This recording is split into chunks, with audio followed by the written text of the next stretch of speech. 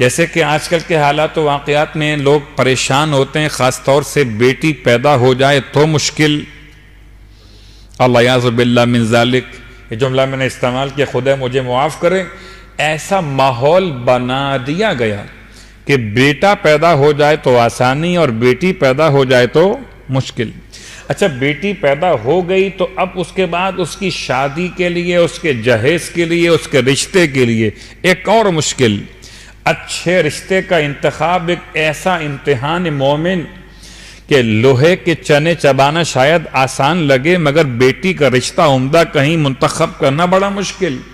اور تیسرا مسئلہ، بیٹی کا رشتہ کر دیا تو اب دعا کرتے رہیے ساری زندگی کہ وہ گھرانہ آباد رہے، میاں بیوی کے درمیان محبت رہے، بچیاں اپنے گھروں میں آباد رہیں، ان کے نصیب اچھے ہو جائیں۔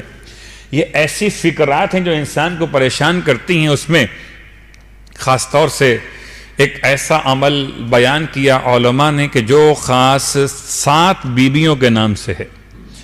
7 بیویاں کون سی ہیں؟ جن میں پہلی بیوی جناب خدیجہ طاہرہ سلام اللہ علیہا، دوسری بیوی جناب فاطمہ بنت اسد سلام اللہ علیہا، صلوات پڑھیں محمد و آل محمد۔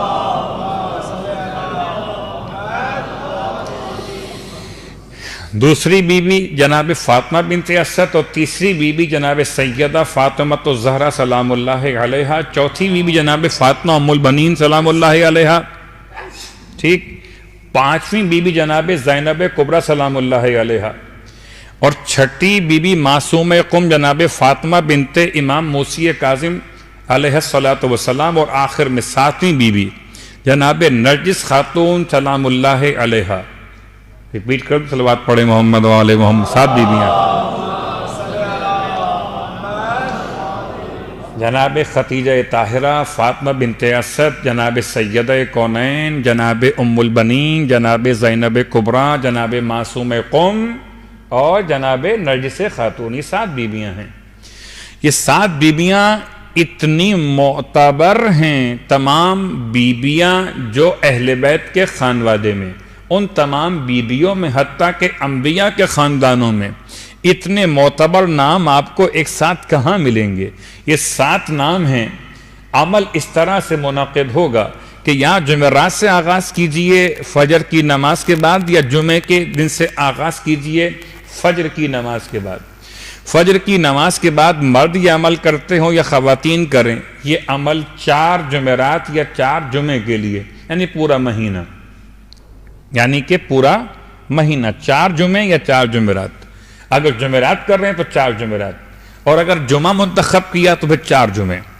فجر کی نماز پڑھنے کے بعد ان 7 بیویوں کی خدمت میں ہدیہ 2 رکعت نماز، تو یہ 7 نمازیں ہو گئیں اور 14 رکعت نماز ہو گئی بطریق نماز فجر۔ ہدیہ پیش کرتا یا کرتی ہوں 2 رکعت نماز بخدمت جناب خدیجہ طاہرہ قربتاً الی اللہ۔ اسی انداز سے ہر نماز کی نیت اس بی بی کے نام سے ہوگی ہدیہ پیش کرتے ہوئے۔ جب یہ 7 نمازیں 14 رکعت مکمل کر لیجئے، 2 رکعت کر کے نماز مکمل کیجئے، اس کے بعد پھر ایک تسبیح درود کی، اور اس کے بعد سورہ مبارکہ یاسین کی تلاوت۔ سورہ مبارکہ یاسین کی تلاوت میں، چونکہ سورہ یاسین میں 7 مقامات پر مبین کا لفظ استعمال ہوا، 7 مقامات پر مبین کا لفظ استعمال ہوا، تو ہر ایک مبین کے بعد رک کر دعا مانگیے اور ایک بیوی کا واسطہ دیجئے۔ پہلا مبین جناب خدیجہ طاہرہ کا واسطہ، پروردگار آپ کے بیٹے کے لیے اور آپ کی بیٹی اس کے لیے دعا کر رہے ہو، بیٹے کا رشتہ مسئلہ ہے یا بیٹی کا رشتہ مسئلہ ہے، اس کے حق میں دعا مانگیے۔